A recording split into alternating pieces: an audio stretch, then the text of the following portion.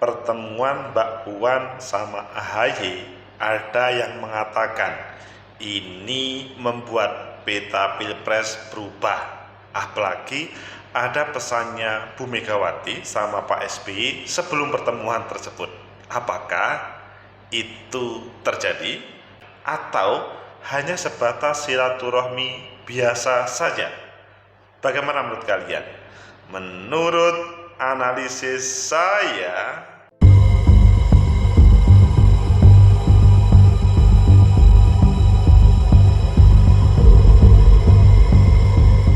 Assalamualaikum warahmatullahi wabarakatuh. Salam sejahtera untuk kita semua. Pecinta masa depan negeri, tegakkan kebenaran, lawan ketidakadilan.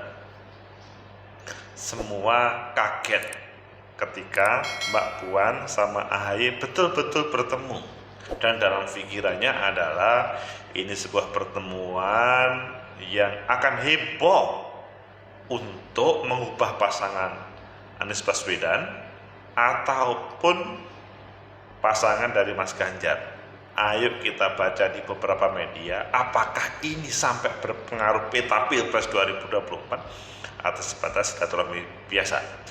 Kita baca di beberapa media, nanti kita carikan solusi setelah kita analisa. Pertama kita baca di Tempo, SBY dan Megawati sama-sama titip pesan sebelum pertemuan AHY Puan Maharani. Ini menunjukkan bahwa pertemuan sangat dipengaruhi, sangat ada pesan-pesan yang sebelumnya tidak tahu. Kemudian yang kedua di Detik, salam komando AHY Puan Maharani. Ini menunjukkan, kalau kalian melihat gambarnya, AHY dan Mbak Puan salam komando, memang sebagai simbol silaturahmi salam itu. Dan selanjutnya di CNN Indonesia, Ganjar buka suara soal pertemuan Puan AHY di Jakarta. Dan selanjutnya di Jawa Pos, pengamat sebut pertemuan Puan Maharani AHY ubah lanskap peta pilpres. Kalian memilih yang mana? Sepertinya semuanya menarik ya, tapi kita kutip-kutip dan kemudian kita bahas semuanya. Pertama kita lihat di Tempo, SBY dan Megawati sama-sama titip pesan sebelum pertemuan AHY dan Puan Maharani. Ketua DPP PDIP Puan Maharani dan Ketua Umum Partai Demokrat Agus Harimurti Yudhoyono, AHY melakukan pertemuan di pelataran Hutan Kota GBK Ahad 18 Juni 2023. Sejumlah pengurus DPP PDIP dan DPP Partai Demokrat turut hadir. Dari PDIP hadir diantaranya Sekjen Mas Hasto, Wakil Sekjen Putut Ardianto, Ketua Bapilu Bambang Murianto, dan politikus PDIP Andreas Hugo Parera dan Masinton Pasaribu.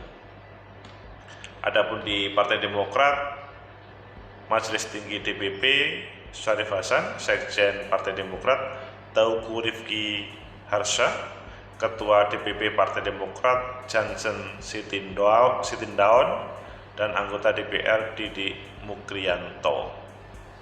Pertemuan Puan dan AHY dilakukan setelah 20 tahun kedua petinggi partai politik itu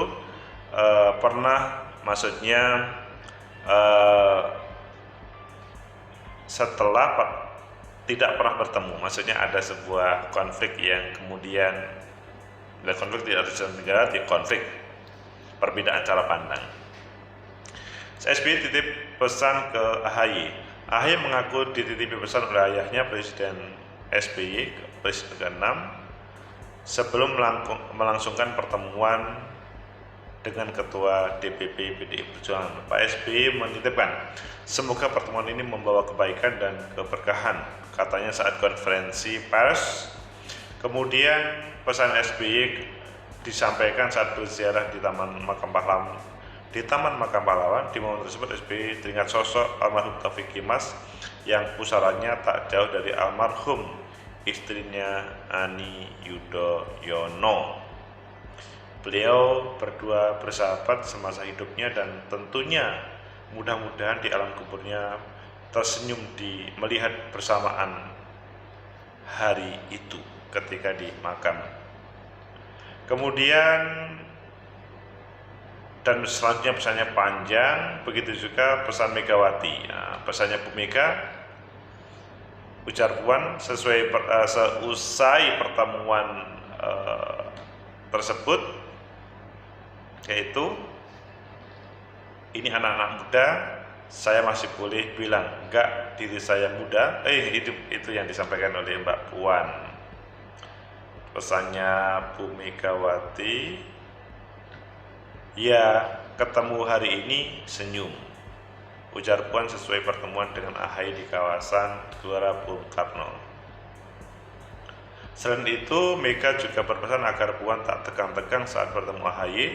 Nggak boleh ketemunya berdua, ini ya kayak wah tegang-tegang. Sebab itu kata Puan, sejak awal pertemuan terus melempar senyum ke AHY. Nah tadi ketemu langsung senyum, salaman dan berduaan, gak ada yang tegang-tegang, akrab kekeluargaan dan bersilaturahmi. Itu pesan SBY sama Bu Megawati. Selanjutnya kalau kita melihat di CNN, Ganjar buka suara soal pertemuan Puan AHY di Jakarta. Ini Mas Ganjar nggak apa-apa, komunikasi politik kan harus dilakukan terus-menerus, ya bagus itu. Jadi tidak sampai terkait dengan yang. Tapi kalau dijawab bos, sampai lanskap peta pilpres, ubah lanskap peta pilpres, ini yang disampaikan oleh salah peneliti senior dari riset politik Surabaya Consulting Group, Ari Budi Santoso. Pertama, kita bisa membawa teman tersebut sebagai variabel kuat yang mengubah lanskap peta pilpres, katanya begitu. Pecinta masyarakat negeri, tegakkan kebenaran, lawan ketidakadilan. Clear bahwa pertemuan Mbak Puan sama AHY telah selesai. Maksudnya beliau berdua didampingi oleh elit partai masing-masing, PDI ataupun Demokrat, itu bertemu, sehingga menunjukkan bahwa apa yang dicurigai oleh banyak orang, masa sih bisa, ya, akhirnya bertemu betul. Tapi apa yang menjadi tema perbincangan, mungkin ada yang mengatakan berbeda. Tapi selanjutnya seperti apa sih? Apakah atau apa makna pertemuan kemarin? Menurut analisis saya, pertama, bahwa ini menunjukkan antara Partai Demokrat sama PDI Perjuangan atau sebaliknya ingin membuat sebuah komunikasi yang lebih intensif, yang selama 20 tahun ini ada perbedaan cara pandang, persepsi terkait pengelolaan negara ini. Awalnya ketika Pak SBY maju sebagai capres, begitu juga Bu Megawati sebagai presiden sebelumnya, karena Pak SBY itu kan Menko Polhukam pada waktunya Bu Megawati. Itu kemudian seperti tidak terima. Nah, pada pertemuan itu menunjukkan bahwa clear keduanya ingin membangun silaturahmi. Diperlihatkan pada pemilu 2009 dan 2004, Bu Mega sama Pak SBY berkontestasi luar biasa. Maksudnya bukan head to head sih, ada calonnya tapi berhadapan-hadapan. Tapi kalau di 2014 dan 2019, PDI Perjuangan, simbol dari Bu Megawati, mengalahkan apa yang dihadirkan oleh Partai Demokrat. Meskipun pada 2014 nggak terlalu, yang 2019 dan 2014 nggak terlalu kelihatan. Intinya bahwa sampai kemarin orang melihat bahwa ada sebuah konflik yang belum terselesaikan. Tapi selanjutnya pada pertemuan kemarin, keduanya, Bu Mega, Pak SBY atau PDI Partai Demokrat, membangun komunikasi yang bagus, sehingga masing-masing nitip pesan dalam bahasanya Pak SBY, semoga aja bisa seperti Pak Taufik yang bisa berkomunikasi dengan baik ketika di berziarah kubur. Begitu juga Bu Mega pesannya kepada Mbak Puan, senyum dan gak usah tegang-tegang. Ini menunjukkan keduanya memang atau partainya juga ingin berkomunikasi yang lebih mendalam bagaimana menyiapkan para pemimpin atau pengelola negara ini. Kemudian yang kedua, namun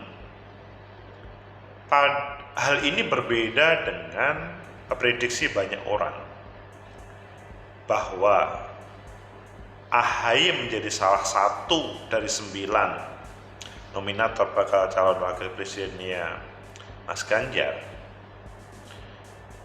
sehingga banyak orang mempunyai prediksi nanti perbincangannya adalah tentang calon wakil presiden. Dan sebagian mempunyai komentar, hal ini tidak mungkin terjadi. Dilihat dari perbincangan dari keduanya, tidak mungkin pada saat kemarin itu langsung to the point kepada perbincangan wakil presiden. Seandainya ada, mungkin di balik layar. Tapi menurut saya perbincangan kemarin masih menyocokkan apakah PDI Perjuangan sama Partai Demokrat itu kemudian bisa seia sekata. Dan melihat perbincangan kemarin yang belum sampai mendalam, belum sampai kepada tema bakal calon wakil presiden, intinya bahwa Partai Demokrat terbuka, PDIP juga terbuka.